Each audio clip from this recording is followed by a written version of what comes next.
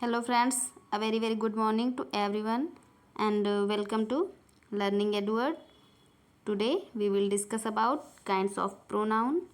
तो पिछली क्लास में हमने definition of pronoun and kinds of pronoun के बारे में पढ़ा था और आज की क्लास में हम लोग काइंड्स ऑफ प्रोनाउन का डिटेल्ड डिस्कशन करेंगे।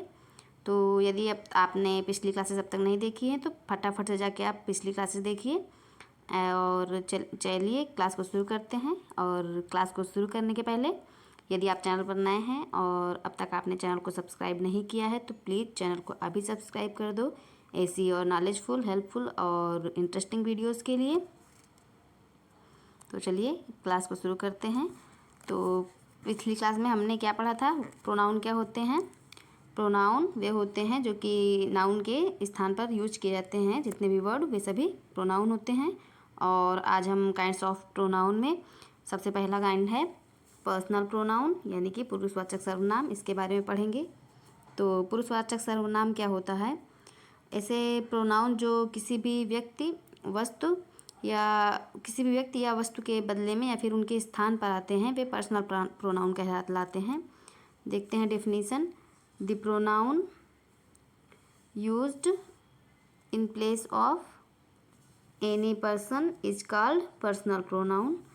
तो मैंने आपको बताया किसी व्यक्ति या किसी वस्तु के स्थान पर आने वाला प्रोनाउन जो होता है वो पर्सनल प्रोनाउन होता है। जैसे कि एग्जांपल देखेंगे, I am singing in this sentence. I जो है कि किसी व्यक्ति के नाम के या फिर किसी व्यक्ति की जगह पर आई का यूज हुआ है, तो यहाँ पर पर्सनल प्रोनाउन है। Second sentence, you are running in this sentence, you is personal pronoun.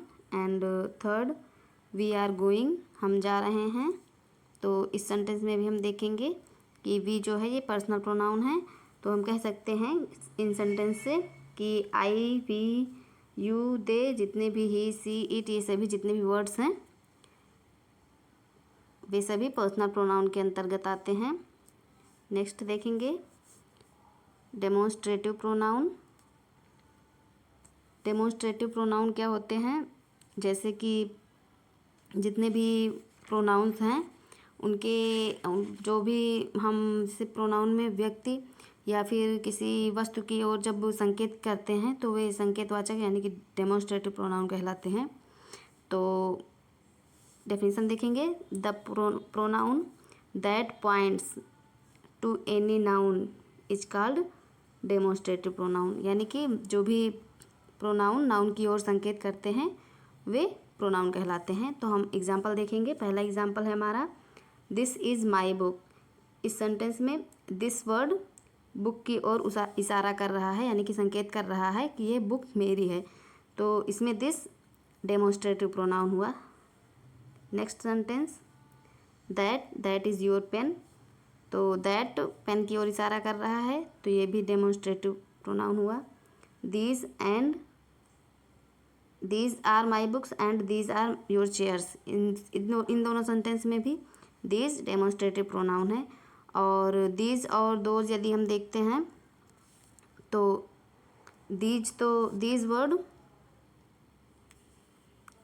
This word का प्लूरल नंबर होता है। और यदि हम दोज देखेंगे तो दोज दैट वर्ड का प्लूरल वर्ड होता है। तो दिस, दैट, दीज, दोज, ये सभी जितने भी वर्ड्स हैं ये डेमोन्स्ट्रेटिव प्रोनाउन के अंतर्गत आते हैं। और जैसे कि दैट और दिस का यूज़ पास और दूर की वस्तु के लिए किया जाता है, इसी तरह दीज और दोज का प्लूरल नंबर के वर्ड भी पास या फिर दूर की वस्तुओं के लिए किए जाते हैं।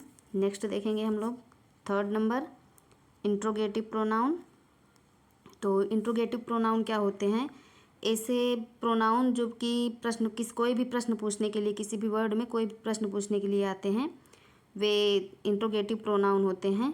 डेफिनेशन देखेंगे हम लोग इसकी। The pronoun which used to ask question is called interrogative pronoun. तो मैंने आपको बताया कि जो भी प्रोनाउन वर्ड्स क्वेश्चन करने के लिए आते हैं वे सभी इंट्रोगेटिव प्रोनाउन के अंतर्गत आते हैं। तो एग्जाम्पल देखेंगे हम लोग। पहला एग्जाम्पल है, which is the way to station. यानी कि स्टेशन का रास्ता कौन सा है, तो इसमें जब वर्ड विच है, ये प्रश्न पूछ रहा है कि कौन सा रास्ता, तो विच वर्ड इंट्रोगेटिव प्रोनाउन हुआ। नेक्स्ट सेंटेंस है व्हाट आर यू रीडिंग, तुम क्या पढ़ रहे हो, तो इसमें व्हाट वर्ड है, ये इंट्रोगेटिव प्रोनाउन है। And third, who is calling you, in this sentence who is interrogative pronoun, तो हम कह सकते हैं who, whom, whose, what, which, etc. Are interrogative pronoun, यानी कि ये सभी इंट्रोगेटिव प्रोनाउन के अंतर्गत आते हैं। नेक्स्ट देखेंगे इंडेफिनिट प्रोनाउन। तो इंडेफिनिट प्रोनाउन क्या होता है, जिस प्रोनाउन से किसी निश्चित वस्तु के बारे में हमें पता चलता है या फिर किसी निश्चित वस्तु का बोध नहीं होता है, जिस प्रोनाउन से, वो प्रोनाउन इंडेफिनिट प्रोनाउन होता है। इसका भी एग्जांपल देखेंगे, the pronoun which points out to some indefinite person, यानी कि किसी अनिश्चित व्यक्ति या फिर किसी वस्तु के लिए यूज होता है जो प्रोनाउन, वो इंडेफिनिट प्रोनाउन कहलाता है। एग्जांपल्स में देखेंगे हम, एग्जांपल जैसे कि वन है, नन वर्ड है, दे है, ऑल है, मैनी, फ्यू, अदर्स, और भी कई सारे एग्जांपल्स यहाँ पर हैं, एट्सेट्रा एट्सेट्रा। ये सभी इंडेफिनिट प्रोनाउन के रूप में पहचाने जाते हैं। एग्जांपल देखेंगे हम, तो सबसे पहला एग्जांपल है none of your relatives come here, मतलब कि आपका कोई भी रिश्तेदार यहाँ नहीं आया है, तो इसमें नन वर्ड है, ये इंडेफिनिट प्रोनाउन की तरह यूज हुआ है। Next sentence any one of them can do this work, मतलब कि आप सभी में से ये कार्य कोई भी कर सकता है, इसमें भी एनी वन इंडेफिनिट प्रोनाउन है। And all the intelligent, all are intelligent, यानी कि सभी बुद्धिमान हैं, इसमें ऑल वर्ड है, इंडेफिनिट प्रोनाउन। नेक्स्ट सेंटेंस में both and no one and one, ये सभी इंडेफिनिट प्रोनाउन की तरह यूज हुए हैं। नेक्स्ट देखेंगे हम लोग 5th नंबर, रिलेटिव प्रोनाउन। तो रिलेटिव प्रोनाउन क्या होते हैं, रिलेटिव प्रोनाउन ऐसा प्रोनाउन जो दो वर्ड को जोड़ता हो, यानी कि दो या फिर दो वाक्यों को जोड़ता हो, वो रिलेटिव प्रोनाउन होता है। तो देखेंगे हम लोग इसकी definition, the pronoun that relates or refers to a noun used before it called relative pronoun. तो हम देखेंगे पहला example, I have a brother who works with me, तो इन दिस सेंटेंस हम देखेंगे कि हु वर्ड है, ये दो वाक्यों को जोड़ रहा है कि आई have a brother who works with मी, यानी कि मेरा एक भाई है जो कि मेरे साथ कार्य करता है। नेक्स्ट सेंटेंस देखेंगे, this is the watch which you gave to me, तो इसमें भी देखेंगे विच वर्ड भी दो वाक्यों को जोड़ रहा है कि ये वही घड़ी है जो आपने या फिर जो तुमने मुझे दी थी। Next sentence, this is the book which I bought, यानी कि ये वही बुक है जो मैंने खरीदी थी। And last sentence, this is the boy whose brother is a famous player, यानी कि ये वही लड़का है जिसका भाई एक प्रसिद्ध खिलाड़ी है। तो इन सभी सेंटेंस में हम देखेंगे तो हु, विच एंड हुज, ये सभी वर्ड्स का यूज दो सेंटेंस या फिर दो वाक्यों को जोड़ने के लिए हुआ है, तो ये सभी रिलेटिव प्रोनाउन हैं। नेक्स्ट देखेंगे हम लोग डिस्ट्रीब्यूटिव प्रोनाउन। तो डिस्ट्रीब्यूटिव प्रोनाउन क्या होते हैं, तो वह प्रोनाउन जो वाक्य में आए हुए जितने भी व्यक्ति हैं या फिर वस्तु हैं उनमें से प्रत्येक का बोध कराता है, यानी कि हर एक के बारे में हमें पता चलता है, वे ऐसा प्रोनाउन डिस्ट्रीब्यूटिव प्रोनाउन कहलाता है।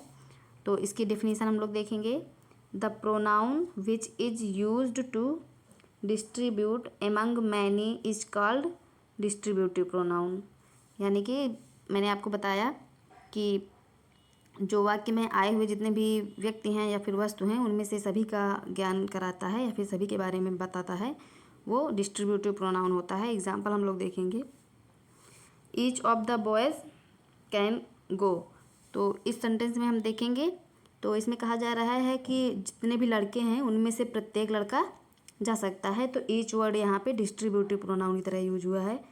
नेक्स्ट सेंटेंस देखेंगे, read either of these books, यानी कि इन सभी बुक्स में से कोई सी भी पढ़ो, तो इसमें भी आइदर वर्ड डिस्ट्रीब्यूटिव प्रोनाउन है। And neither of the two servants came, मतलब कि दोनों में से कोई भी सर्वेंट या फिर नौकर नहीं आया, तो इस सेंटेंस में नाइदर वर्ड डिस्ट्रीब्यूटिव प्रोनाउन है।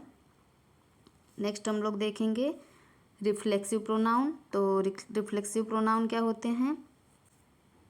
रिफ्लेक्सिव प्रोनाउन में बेसिकली होता क्या है कि जो भी कर्ता का जो कार्य होता है वो काम का प्रभाव कर्ता पर पड़ता है। कि जैसे कि हम लोग डेफिनेशन देखेंगे, the pronoun which reflects subject is called reflexive pronoun, यानी कि ऐसा प्रोनाउन जिसमें कोई भी काम होता है तो उसका प्रभाव कर्ता के ऊपर स्वयं पड़ता है, तो वो निजवाचक यानी कि रिफ्लेक्सिव प्रोनाउन होता है। एग्जाम्पल देखेंगे हम लोग। सबसे पहले, आई हर्ट माई सेल्फ, यानी कि मैंने खुद को चोट पहुंचा दी, ये हुआ। इस वर्ड में हम देखेंगे कि इस सेंटेंस में माई सेल्फ वर्ड का यूज हुआ है, तो my self word reflexive pronoun है, क्योंकि जब माई सेल्फ यानी कि ये खुद के लिए कार्य कर रहा है, तो I hurt myself. And next sentence, I love myself. And last sentence, the lion hit itself, यानी कि शेर ने खुद को ही चोट पहुंचा ली। तो हम देखते हैं कि इनमें जो भी कार्य हो रहा है उससे कर्ता पर स्वयं ही प्रभाव पड़ रहा है, तो इसमें रिफ्लेक्सिव प्रोनाउन है। नेक्स्ट देखेंगे एम्फैटिक प्रोनाउन, यानी कि दृढ़ता सूचक सर्वनाम। तो दृढ़ता सूचक सर्वनाम क्या होते हैं? ऐसे प्रोनाउंस जो सब्जेक्ट पर एम्फेसाइज डालते हैं, यानी कि जब सब्जेक्ट पर अपना प्रभाव डालते हैं, वे सभी एम्फैटिक प्रोनाउन के अंतर्गत आते हैं। लेकिन ये सभी प्रोनाउन जितने भी हैं ये नॉमिनेटिव केस में होते हैं सदैव। एग्जाम्पल देखेंगे हम लोग। पहले डेफिनेशन देखेंगे, the pronoun which is used to emphasis the subject is called emphatic pronoun. Example देखेंगे, I myself can do it, यानी कि मैं ये स्वयं कर सकता हूँ। पिछले प्रोनाउन में हमने देखा था रिफ्लेक्सिव में कि जो भी काम हो रहा था तो उससे कर्ता पर स्वयं प्रभाव पड़ रहा था, लेकिन उसका मीनिंग अलग निकलता है। जैसे कि हम लोग फिर से देखेंगे, आई हर्ट माई सेल्फ का हम लोग देखेंगे तो इसमें इसका अर्थ निकलता है आई हर्ट माई सेल्फ, यानी कि मैंने अपने आप को चोट पहुंचा ली है। और यदि हम एम्फैटिक प्रोनाउन में देखेंगे तो I myself can do it, तो इसका अर्थ निकलेगा मैं इसे स्वयं से कर सकता हूँ। तो जब एम्फैटिक प्रोनाउन की बात आती है तो इसमें माई सेल्फ का जो मीनिंग होता है वो स्वयं निकलता है, जबकि हम रिफ्लेक्सिव में बात करेंगे, रिफ्लेक्सिव प्रोनाउन में माई सेल्फ की जो मीनिंग होगी वो अपने आप के लिए निकलती है। तो ये बहुत बड़ी कन्फ्यूजन होती है दोनों में। नेक्स्ट एग्जांपल देखेंगे हम लोग, आई माई सेल्फ प्रिपेयर टी, यानी कि मैं स्वयं चाय बनाती हूँ या फिर मैंने चाय स्वयं तैयार की है। He himself road the story, यानी कि उसने कहानी खुद लिखी है। तो ये सभी एम्फैटिक प्रोनाउन के उदाहरण हैं। नेक्स्ट देखेंगे, next but last, reciprocal pronoun. तो रेसिप्रोकल प्रोनाउन क्या होते हैं? तो जब भी कोई भी दो प्रोनाउन एक साथ आते हैं वे सभी रेसिप्रोकल प्रोनाउन कहलाते हैं। डेफिनेशन देखेंगे, when two pronoun comes together then it called reciprocal pronoun. मैंने बताया आपको रेसिप्रोकल प्रोनाउन क्या होते हैं। जब भी दो प्रोनाउंस एक साथ आते हैं वो रेसिप्रोकल प्रोनाउन कहलाते हैं। एग्जाम्पल हम लोग देखेंगे, Reena and Meena loved each other. अब इस सेंटेंस में ईच और अदर ये दो अलग अलग प्रोनाउन हैं, लेकिन इन दोनों का यूज यहाँ पर एक साथ हुआ है, तो ये परस्परवाचक सर्वनाम यानी कि रेसिप्रोकल प्रोनाउन है। यानी कि Reena and Meena loved each other, यानी कि रीना और मीना एक दूसरे को बहुत अधिक प्यार करते हैं या प्रेम करते हैं। नेक्स्ट सेंटेंस देखेंगे, the boys helped one another. इस सेंटेंस में भी हम देखेंगे कि यहाँ पर दो प्रोनाउन का एक साथ यूज हुआ है, इसलिए ये रेसिप्रोकल प्रोनाउन है। So guys, that's all for today. See you in the next class. Till then, goodbye, and at the end of the video, as I always say, be happy, be healthy and be safe. और मैंने कहना मैं कहना भूल गई कि यदि class आप लोगों को पसंद आए तो प्लीज़ क्लासेस को लाइक करिए, शेयर करिए और सब्सक्राइब करिए। चैनल पर नए हो तो प्लीज़ चैनल को सब्सक्राइब करिए। और यदि आपका कोई डाउट है, कोई सजेशन है तो प्लीज़ आप कमेंट बॉक्स में टाइप कर दीजिएगा। Good bye.